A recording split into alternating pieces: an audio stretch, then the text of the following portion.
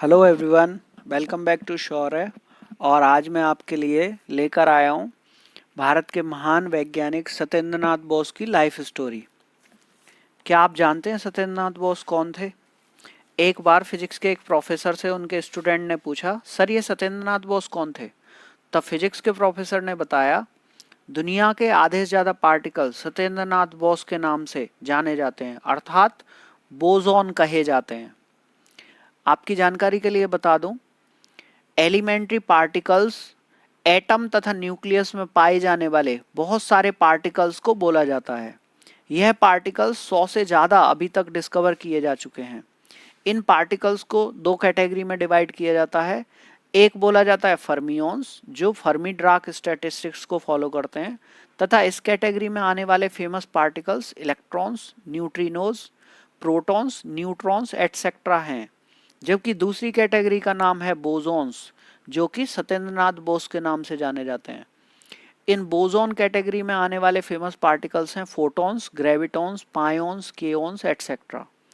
तो आप अंदाजा लगा सकते हैं कि कितना महान कार्य किया होगा सत्येंद्र नाथ बोस ने, जो इस पूरी कैटेगरी का नाम बोसॉन रखा गया। सत्येंद्र नाथ बोस का जन्म 1 जनवरी 1894 को कलकत्ता में हुआ था, जो अब कोलकाता के नाम से जाना जाता है। उन्होंने विज्ञान में बहुत बड़ा योगदान दिया। वो बचपन से ही एक सेल्फ स्टडी करने वाले विद्यार्थी थे, अर्थात स्वाध्याय से ही पढ़ते तथा सीखते थे। बचपन से सीखने की तथा जानने की उनमें तीव्र इच्छा थी। उनके गणित के टीचर्स कहते थे कि वह बहुत बड़े गणितज्ञ बन सकते हैं। उनके पिता हमेशा अपने काम पे जाने से पहले उनके लिए जमीन पर एक मैथ का क्वेश्चन लिख कर जाते थे, तथा सत्येंद्र नाथ बोस इस क्वेश्चन को हमेशा पिता के घर आने से पहले सॉल्व कर देते थे। इस तरह सत्येंद्र नाथ बोस पढ़ाई में बहुत तेज हो गए। हर एक क्लास में सत्येंद्र नाथ बोस ने मेहनत करके अधिक से अधिक अंक प्राप्त किए, तथा यह अंक प्राप्त करके न केवल उन्होंने टॉप किया, बल्कि कलकत्ता यूनिवर्सिटी में एग्जाम में होने वाले उनके बनाए गए रिकॉर्ड को आज तक कोई भी नहीं तोड़ पाया है।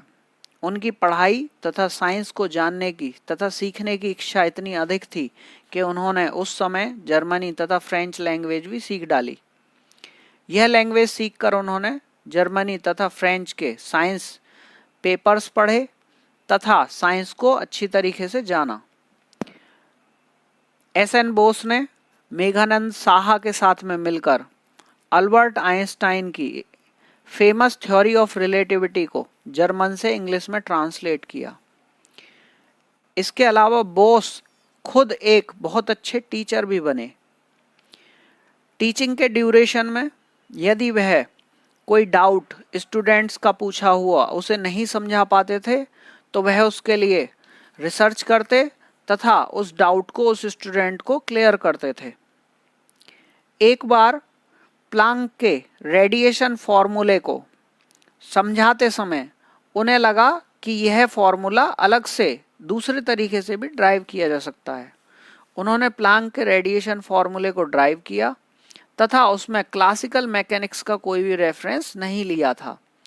इस रिसर्च पेपर को उन्होंने सीधे मैक्स प्लांक के पास जर्मनी भेजा, परंतु यह पेपर पहली बार में ही रिजेक्ट हो गया।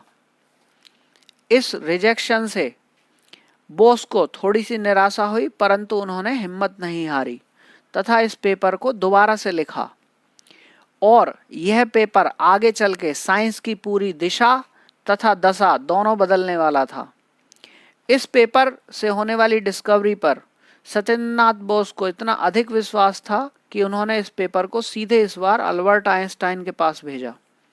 अल्बर्ट आइंस्टाइन ने इस पेपर को पढ़ के बहुत प्रभावित हुए तथा बोस से मिलने की इच्छा जताई।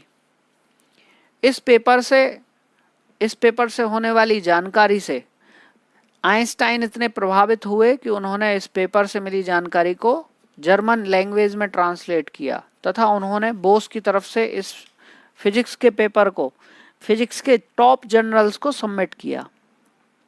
इस पेपर से बोस ने इंडिस्टिंग्विशेबल पार्टिकल्स, जिन्हें बोसॉन बोला जाता है, के लिए नई स्टैटिस्टिक्स को बनाया था। आइंस्टाइन ने इस आइडिया को लेकर एटम पर अप्लाई किया तथा उन्होंने एटम्स में होने वाली बहुत सारी अलग अलग बातों को बताया, जिनमें से एक बोस-आइंस्टाइन कंडेंसेट भी थी। बोस-आइंस्टाइन कंडेंसेट एक तरीके से किसी मैटर की फिफ्थ स्टेट होती है। पहली 4 स्टेट सॉलिड, लिक्विड, गैस तथा प्लाज्मा होती हैं तथा 5वीं स्टेट बोस-आइंस्टाइन कंडेंसेट को कहा जाता है। बोस-आइंस्टाइन कंडेंसेट जहां जहां इस्तेमाल होता है उसकी कभी न खत्म होने वाली एक बहुत बड़ी लिस्ट है। इवन कॉम्प्लेक्स सिस्टम का इवोल्यूशन जैसे कि वर्ल्ड वाइड वेब ने भी इसी स्टैटिस्टिक्स का यूज किया है। बोस ने न केवल आइंस्टाइन के साथ काम किया बल्कि Meghnad Saha, Marie Curie, de Broglie जैसे महान वैज्ञानिकों के साथ काम भी किया। उन्होंने न केवल साइंस में अपना योगदान दिया बल्कि शिक्षा के क्षेत्र में भी शिक्षा को बेहतर बनाने के लिए बहुत प्रयास किए। उनके अमूल्य योगदान के लिए भारतवासी हमेशा उनके ऋणी रहेंगे तथा उनके काम को हमेशा सराहा जाता रहेगा। उनके लिए सबसे बड़ी उपलब्धि उनका 1998 में रॉयल सोसाइटी लंदन में चुना जाना था तथा उनके नाम से एलिमेंट्री पार्टिकल्स की एक क्लास जिसे बोसॉन कहा जाता है, उनके नाम से जाना जाना था। Boson standard model of physics में पार्टिकल्स को 2 कैटेगरी में रखा गया। उनमें से एक कैटेगरी उनके नाम से जानी जाती है अर्थात बोसॉन, और दूसरी फर्मियोन्स के नाम से जानी जाती है। इस स्टैंडर्ड मॉडल में से 5 पार्टिकल बोसॉन पार्टिकल हैं, जिनमें gluon, W boson, Z boson, photons तथा हिग्स बोसॉन है। हिग्स बोसॉन सबसे रिसेंटली डिस्कवर हुआ पार्टिकल है जिसे हम गॉड पार्टिकल के नाम से भी जानते हैं।